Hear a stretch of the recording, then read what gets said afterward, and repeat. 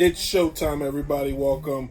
It's YouTube. It's Downright Sports, and I'm your host, Brent Reed, and we're back with an all-new show. Today's show is going to be a little different than what I prepared for and I advertised for because I left my notes to what I was going to do on today's show at the other studio location that I have. We're at the original Downright Sports spot, and I'm still injured. That's why it's a closer view because I can't put up the tripod and do everything to give you the guys the glory of the Downright Sports studio. But with that being said, we're going to start today's show off with the newest segment that we have, the WNBA Corner. And check it out, the ladies of the WNBA getting ready to wrap their season up. It finishes September 8th. The playoff race is heating up for already 7 teams are in. You got Washington, Connecticut, Los Angeles, Las Vegas, Chicago, Minnesota, and Seattle. They're already in. The Mercury are the last team to try to get in. They're more than likely in. The next team to them are the Fever, and the Fever behind them like by 5 games. It's not enough to make up. Right now, the playoff push. Last night, we had a playoff preview. We had the LA Sparks take on the Washington Mercury. Mercury beat them convincingly, taking care of them real quick, fast, in a hurry. MVP Delana Deladon still doing her thing, putting up 14 points, about 5 rebounds, 4 assists, getting the whole team involved. The Dirk Nowitzki, the stretch for the multi-skilled player of that league, the face, what should be the face of the league for the WNBA. The game of the week, which we need to pay attention to, is going to be this Saturday, this Saturday. The Sparks take on the Las Vegas Aces, the battle for the 3rd and 4th spot. The Spark have a game between now and then. They play the Atlanta Dream. The Dream is only has 7 wins. So this game this weekend is going to be huge. Candace Parker is going to try to lead her team past that collective group. And the Aces, they play fantastic together. We'll look at them on YouTube, Twitter a lot, and those ladies are well together. They're a well-oiled machine and looking to make some noise come this postseason. Currently, right now, the Sparks are the 3 seed, the Aces are the 4 seed, and they're looking to either flop or stay where they're at. And then, basically, Brittany Griner continues to make a case if she's the MVP. I think Delana Dawn will probably win the MVP from the Mercury, but Brittany's making a case that maybe she could bring one home for the Mercury, and despite not having Taurasi by her side, putting up 20 points a game, which is real pretty big and huge for these ladies. All right, when we come back, we're going to go to the topic, and today's topic, I'm going to call it the What If, the NBA's What If, Downright Sports. All right. So, today's topic is what if. Something I was paying attention to, the conversation of the week is Shaq and Kobe again. It's only 20 years now, guys. Get over it. But Kobe made a comment, if Shaq was blah, blah, blah, blah, blah, blah, he would have 12 rings. Made me think, though, what if in the NBA some other things would have happened? What would have changed the course of the league? So, we have a couple of different what ifs. Starting with the what if Jordan never walks away either time. Jordan, we know his dad had passed away. Jordan won his 3rd straight championship in 1993 and left. He went to go do Space Jam and he tried baseball. He came back a year later, towards the half of the year, but they didn't win a championship. They actually lost in the playoffs to the Orlando Magic. A lot of people don't know that Jordan was on that playoff team, rocking 45. With that said, what if Jordan never leaves? Does Jordan win 4 and 5? Right then and there, is he the first person since Bill Russell to win him in a row? Or would he have run into that buzzsaw out west because it took a while for the Rockets to kind of get together, and the Rockets did? Could Jordan never? Now, what about Karl Malone? Calm down. Karl Malone was never a dominant center. And at the time when Jordan played in the NBA, centers were king.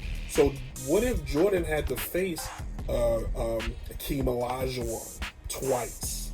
You know what I'm saying? With those great shooters that he had around him. What if that would have happened? Could Jordan have won them in a row? Now, what if Jordan never left the second time?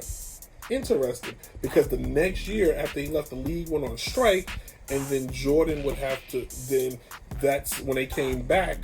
Tim Duncan and the Spurs began their fantastic run. And Jordan would have had to face Admiral and David Robinson and the big fundamentals, a young Tim Duncan that would have just easily could have gave 40. And the Bulls was built mostly around Pippen and Jordan, no bigs. That would have been a unique, because Jordan was still young enough where he could have put up another championship. So that would have been interesting to see. Was he smart enough to leave at the right time, or was he just lucky and he was never exposed, thus making him the only key player to never lose in the final, which is kind of cool. And then we got, what if Magic never gets sick? What if Magic never gets HIV? The Lakers that went to the finals in 1990, losing to said Michael Jordan, but Magic left the following year because he was sick. When Magic was on the team just a year earlier, they went 58-24. He leaves, they go 43-39, and then 39-43. Magic was only 32 when he left, and it was only his 11th season in the league. So what if Magic never leaves? What if Magic continues playing? Jerry Buss had the money, potentially, maybe, even though Charles chose to go to Phoenix, maybe Charles ends up in LA and you get now Magic and Charles Barkley playing together. Does it change everything? Does Jordan continue winning? Interesting. You know what I'm saying? The Rockets ever make it? Because Magic Johnson was still at the top of his game. He went and played on Team USA and proved that. He was still a monster. He was always going to be able to command an offense. He's the best maestro you've ever seen ever play. He just orchestrates it all. He's what Chris Paul wishes he was. I had to take a dab. But what if Magic doesn't get sick and doesn't walk away and continues playing? Maybe everything's different. You know, maybe the Bulls don't have their run. Maybe the Bulls lose one. Because Magic Johnson he was as cutthroat as Jordan. The other what if, Shaq and Kobe. What if Shaq and Kobe really could have gotten along? Or just enough to where Shaq would have came to practice, Shaq would have participated, Shaq would have put forth effort and played a little more. Well, not played more, but been in better shape. Those guys may have not lost to anyone. They were the most dynamic team that you ever seen. Nobody could guard Shaquille O'Neal. Nobody could guard Kobe Bryant in his prime. And then their cast of characters were just as good. They should honestly have not lost in 2004, but they couldn't. Too many egos, one ball, 4 all-stars on one team. It wasn't going to work. I think Shaq and Kobe did what they did. I think, honestly, they stayed together. They might have won 2 more championships. I don't see them winning all of them. They'd have won 2 more. Honestly, I think that's because the league was getting ready to change. And you got to remember, LeBron James was entering the league. So I don't see them just steamrolling. You know, teams would have been put together differently. Shaq would have been still the dominant player, and that three-point crap would have never even happened.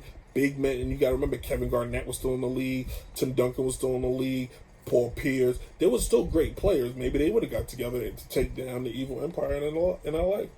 Finally, my what if is a little bit of difference. What if Carmelo in 2014 chose not to resign with the Knicks and would have signed with the Chicago Bulls? Would it have made a difference for the league from a standpoint of would the Bulls have become a new superpower? So let's take a look at this Bulls roster. Derrick Rose, Paul Gasol, Jimmy Butler, Joakim Noah, and off the bench they had Kurt Heinrich. You had Carmelo to this team that was already fantastic and good and already kept taking LeBron James teams to the limit, and you put a young Carmelo at his prime on this team, it would have been pretty sweet. Some of the comments have been the reason why Melo didn't join this team, and was moments from it because Derrick Rose didn't want him. Again, one basketball, and we know Carmelo dominated the basketball, but I think Melo would have finally had a guy like Jimmy Butler who plays a lot of defense. He would have had a big man in Paul Gasol he could have relied on. He would have had Joakim Noah, who was just all over the place in the ring, just would have just been rebounding his mind off. That team might not have won a championship, but it may have stopped Miami and LeBron's teams from just like steamrolling people, because that team, I think on paper, would have matched or been better than those Miami teams, because Dwayne was older and Bosh was, not involved. Anyway, those are my what ifs. If I like it, I may come back and do it again on something else. We don't know. I went over a little bit longer than I needed to. So let's get out of this and come back with segment number 3. We're going to go to the MLB Clubhouse. Yo, so check this out. This is a new segment called the MLB Clubhouse. We're gonna with the pennant race going on, we're gonna monitor Major League Baseball as the days and weeks and months lead up to the end of the season.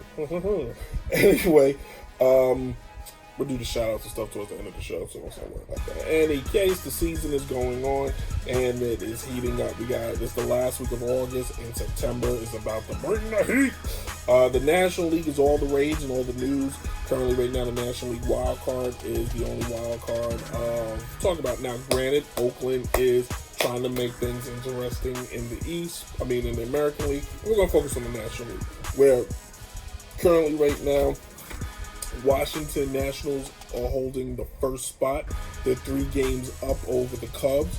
The Cubs currently last night took care of the Mets, who were just 2 games back as of last night, but now 3 games back. The 2 teams will face again today. The Mets need to get this win to get some ground back up. Darvish last night cooked the New York Mets. Philly 2 games behind the Cubs, and a game ahead of the Mets. These 2 teams won't face each other one more time. The Mets, as I said, 3 games back. The Milwaukee Brewers are 3.5 back. It's going to be tough for, I think, the Brewers or the Cubs to try. I think it's going to come down to Philly and the Mets, because the Brewers and the Cubs and the Cardinals have to face each other so many times, they're going to beat up on each other. Because if you look at this, because not only are the Cubs trying to win the wild card, they're trying to win the Central, which they're 3.5 games back, and Milwaukee's 6.5 back. Milwaukee's not winning the Central. But if they can do their part to try to win the wild card, they're going to, the 3-headed monster's just going to devour each other. Milwaukee does have the MVP candidate in Christian Yelich, who is again having another MVP type season with 42 home runs, batting. He's one of the best hitters in the league. I know Miami looks every day at them. It's like, what did I do? But this guy is putting his team in position to try to get back to the playoffs. The question is going to be, can they catch the teams that are ahead of them in enough time to make it work? I still say the Mets need to make the playoffs to make the playoffs relevant. Mets are the biggest underdogs in all the sports. Everybody loves to root for the Mets and loves to make fun of the Mets all at the same time. Mike Trout hit a home run last night, putting them with the home run lead at 43. This season could be the first time he actually hits 50 plus. He has not done that yet. The last 2 guys that have hit 50 have been Aaron Judge and Giancarlo Stanton, which neither one of them are in position to do this year. But Mike Trout, the best player in all of baseball, the face of the league, could put himself. Baseball needs to put more of a spotlight on this guy. I didn't even know he had 43 home runs until last night, which is crazy. And I've been watching and paying attention to the season, but baseball's not talking about him because he plays for Anaheim, and Anaheim is not even a playoff pitcher. Put the spotlight on this guy. Put a rocket on him. He is the face of your league. He is your LeBron, and nobody knows about him. The National League having a home run race just going bonanzas.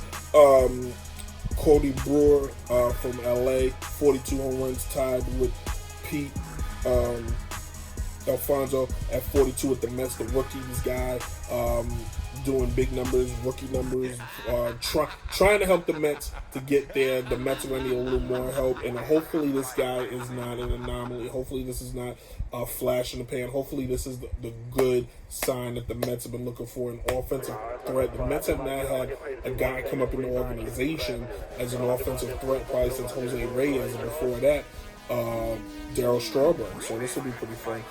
So next week I'll tell you who I think is going to make the playoffs and who's going to win the World Series. Yankees, and go from there. But let's wrap it up because we're going over. Check this out. Hey, check out all of our stuff. Go to our Instagram at Downrightenterprise. Subscribe to this channel. Downright Enterprise. Hit the button at the bottom and just subscribe today. Follow me on Twitter at Brentley18. Check out our email at Downrightenterprise. Email us, tell us your thoughts, tell me what you think, give me your opinion. And you guys enjoy the week. I'm Just Talking the Podcast. We'll be back this Sunday. Got a new mic stand, and we're waiting for that. And we'll be back with some new topics this week. All right? Hey, everybody. Deuces.